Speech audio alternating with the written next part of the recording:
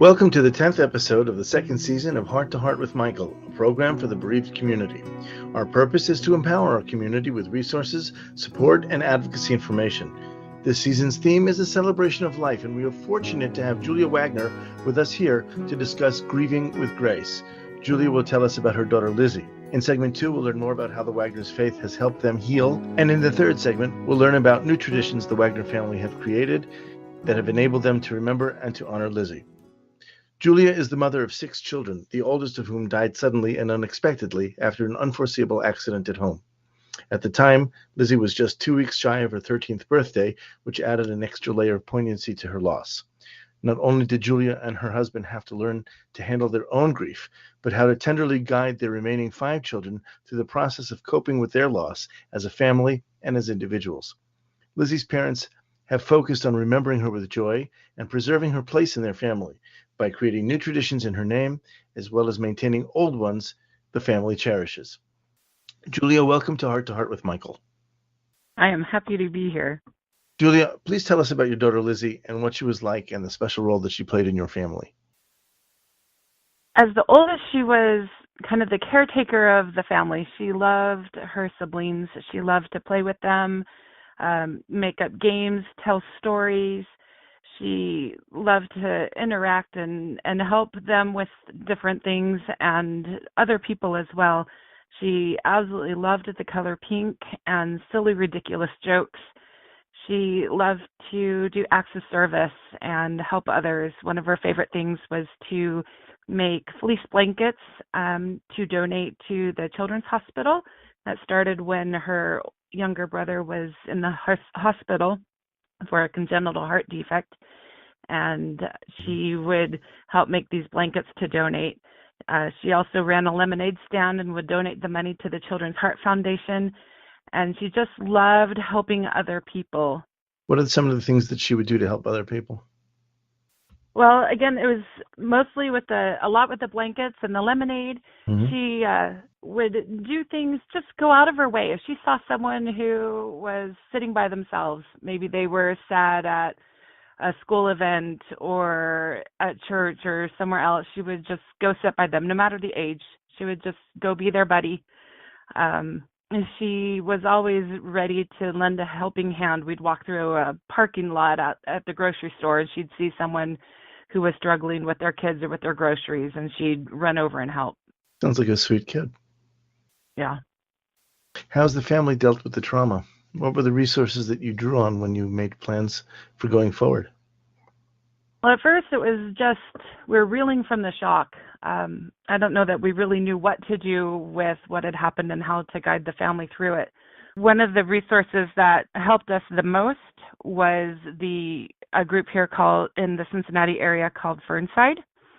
And the thing that makes this group so unique is they are a child grief support center, and they focus on helping children go through the grieving process. We knew there were plenty of aids for adults, but we were concerned about our children and how to help them cope with losing their oldest sister. And this group was wonderful. We were able to meet with them once a week, and we would have dinner, and they would separate the children out into age groups. So each of the children would go with other kids their age and be able to talk with them about their experiences, their feelings, and know that they weren't alone in what they were feeling. It really gave them a way to understand and comprehend the grief process and to express themselves in a safe place. While the children were meeting, the adults, as parents, we had an opportunity to meet with other parents and be able to discuss our feelings. Part of the time we would discuss how to help our children through the grieving process, and some of the times we would just voice our own frustrations and grief with each other. Do you find that this opened you up in conversations between you and your children? Did they open up to you better? Absolutely. We would spend many times on the drive home from Fernside. We would be talking about what feelings had come up, how it had helped them, and there were things that we found out because of the children having been able to express themselves. Sometimes it was through an art project, and they'd share with us the art project. There's one instance when our third child, our daughter Emily, shared with us an art project, and in this art project we saw that she was blaming herself for Lizy's passing, and we were able to talk with her and address that and bring her comfort and help her understand that it was in no way or means her fault, and she was able to overcome those feelings of guilt. That's remarkable. I found I had a lot of trouble getting my kids to talk about it when we lost our youngest, and it's been 5.5 years, and I don't think I've ever sat down with either one of them and had a strong conversation. It comes up from time to time, but we've never said, okay, today we're going to talk about it. And I guess it's great that you had a group that gave you the way, gave you the tools that you needed to go and do that. So my next question is this something that exists outside of the Cincinnati area, or is this something that can be set up anywhere? As far as I know, it is not something that exists outside of the Cincinnati area, but I would love to see it in more places. I think it's a valuable resource that would really help families as they go through the grieving process. And I believe Fernside has a website, and I'm sure they would be more than happy to help individuals set something like Fernside up in their area if they were to be contacted. Who are the people that guide this? Are these professionals, or just, I don't need to say just, but are these professionals or people who've been there before, or some combination of both? I believe it's some combination of both. I know that they do have some professionals. They're also heavily staffed with those who have been through the process themselves.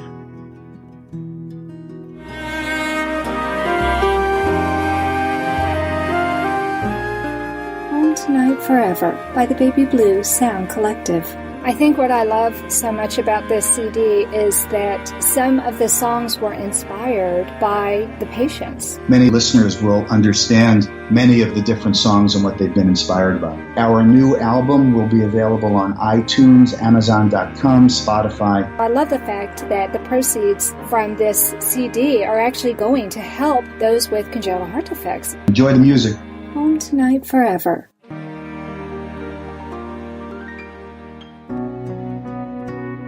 You are listening to Heart to Heart with Michael. If you or someone you know would like to be a guest on Michael's program, please email him at michael@hearttoheartwithmichael.com. Now, back to our program. Tell us a little bit about your faith. Okay, well, I belong to the Church of Jesus Christ of Latter-day Saints, and it has been part of my life since a very young age. And I feel like it's really helped kind of lift us through this. We believe in Jesus Christ as our Savior. We believe in God. We also believe that families are eternal and that we will be together with our families after we die. That has helped a lot in bringing us hope as we have navigated the grief process and with the loss of our daughter, knowing that we will see her again. So you're saying it's basically a temporary loss. It's she's for the moment not here. That's a very interesting view because not everybody has that. Yeah, it is. And for us, it brings comfort. And as we talk about it with our children, it gives us something to be able to help them hope and wait for. It's hard to wait. We know, we have to wait a lifetime, but it really does bring a level of comfort that I wish a lot of other people could feel and experience in their lives as they grieve for loved ones that they have lost. Can you give me an example of how your faith has helped you deal with your loss? I mean, a specific moment when you drew on that to pull through? Yes. There's been quite a few moments. We believe heavily in prayer and praying to our Heavenly Father as well. And there were many moments where I'd try really hard not to fall apart too often in front of the children. And so the car was kind of my outlet when I found myself driving alone in the car. And there was one moment where I was just really just devastated and just having a really hard time. And I was feeling rather hopeless. And I kind of had it out with God. I, got a little angry, and there may have been a By the little way, that's yelling going on in allowed. that car. That That's is allowed. allowed. A lot of people get angry. I think anger is one of the most normal things you can feel. And if you are a person of faith, then you are going to look towards the source of everything, which is also the source of your anguish. I think that's totally fair. But yeah, it is allowed. And that was something I had to learn, was that I was allowed to be angry sometimes. And as I kind of just had it out with God, I just had this overwhelming feeling of love and hope come to me.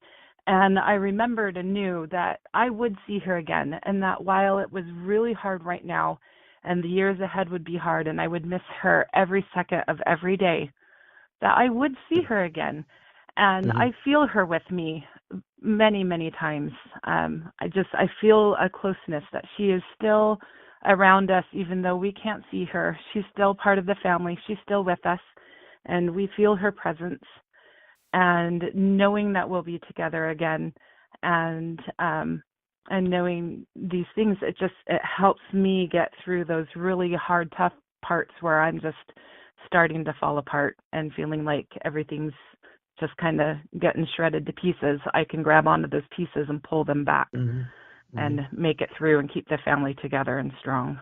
In my faith, we don't have a structure, a very good structure of the afterlife. We have a basic understanding. We more or less assume that we're there, that we'll make it, but we don't have a structure of being together again as a family. Is that specific to LDS?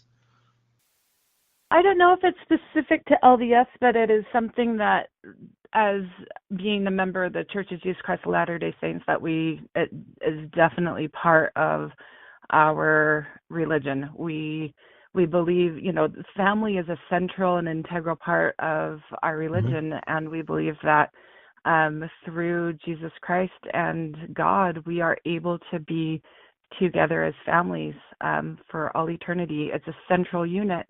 And we believe we existed as families before we came to Earth, and that we will exist as families after we leave this Earth. I think it's one of the things that's always intrigued me is the centrality of family, because we believe in some sense that we'll be together in a way that we don't really completely understand. It's not exactly physical. It's non-corporeal. We don't really know what it holds for us. But we don't have the sense that we will be together in one place and our family will sit together for dinner and our family will be a family again. We'll be together, but we don't really understand what that means. And so I find it very interesting that the centrality of family, you mentioned before you came to Earth as opposed to after. I guess my question is, what the purpose of the middle part, the purpose of being alive, is that in any sense connecting the two parts from before and after, or is it something else? Oh, it absolutely connects the two parts. We believe that we come to this earth to gain experience, to learn and to grow, to become what God wants us to become, to learn to have faith in Him and to follow Him. And as we learn these things, we believe that when we die, there's two things we can take with us. And those two things are knowledge, the things that we learn and experience while we are here on earth, and our relationships. So our families and also the friendships we make, we believe those relationships will continue on. And so the friends we make here will be the same friends that we have and hold dear after we pass on. And so the being here on earth is the bridge between those two parts. And so we have a chance to come and to learn and grow and experience, and then we carry that with us after we die. This program is a presentation of Hearts Unite the Globe and is part of the Hug Podcast Network. Hearts Unite the Globe is a nonprofit organization devoted to providing resources to the congenital heart defect community to uplift, empower, and enrich the lives of our community members. If you would like access to free resources pertaining to the CHD community, please visit our website at www.hug-podcastnetwork.com for information about CHD, the hospitals that treat children with CHD, summer camps for CHD survivors, and much, much more. I was 5 hours old when I had my first surgery. Wow. The only advice I can really give someone like that is to be there for your family. This is life, and you have two choices. You either live it or you sit in a corner and cry. I am Anna Jaworski and the host of Heart to Heart with Anna. Join us on Tuesdays at noon Eastern Time on Spreaker or Blog Talk Radio. We'll cover topics of importance for the congenital heart defect community. Remember, my friends, you are not alone.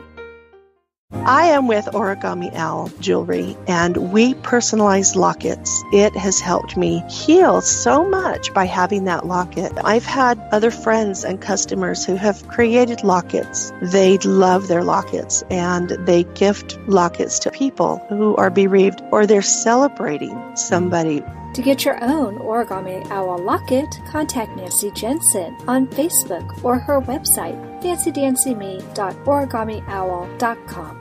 You are listening to Heart to Heart with Michael. If you have a question or comment that you would like addressed on our program, please send an email to Michael Lieben at michael@hearttoheartwithmichael.com. Now, back to Heart with Michael.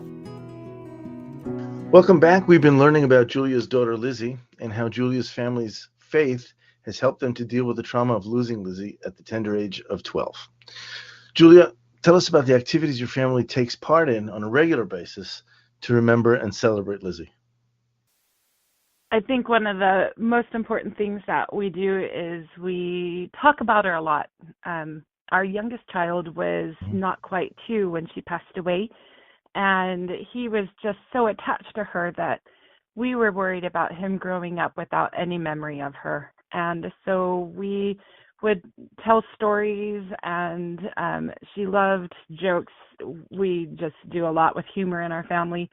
And so we have favorite jokes that she would tell that we just tell all the time as a family. And even though we've heard them a million times, we still laugh over them. And we talk a lot about her. We look at pictures a lot. There's special things that we do on the holidays and throughout the year to kind of keep her memory alive, especially in the month where she passed away in April.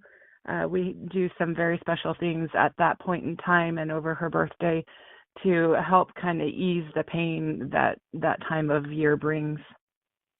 We're going to hear about that in the rest of the section, but go back a second. I want to hear about the humor, because I think that's probably more important than it sounded. Yes. So the humor, our family has coped with trauma with humor for years. Whenever things get stressful, my husband and I start cracking jokes. And it all started with when our son was in the hospital with a congenital heart defect. I'm not sure that the hospital staff knew quite what to do with us.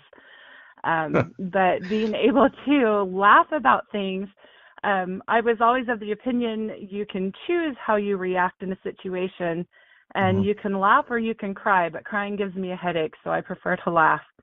And so I don't think you're alone. So in order to relieve that stress of the grief and the heartache, we would tell jokes. And there was a period of time where she was in the hospital and we weren't sure if she was going to make it or not. And it was that period of waiting time where it's just awful. No one likes to wait and find out what's going to happen. And in those moments, I sent a message out over Facebook, comic relief, and just all these stupid jokes came flooding in. And it just gave something just kind of positive and to help ease the pain of the moment and what's going on. And so that's just something we turn to is, when it starts getting too heavy, we start cracking jokes. No, I totally agree. And I think there's no holds barred.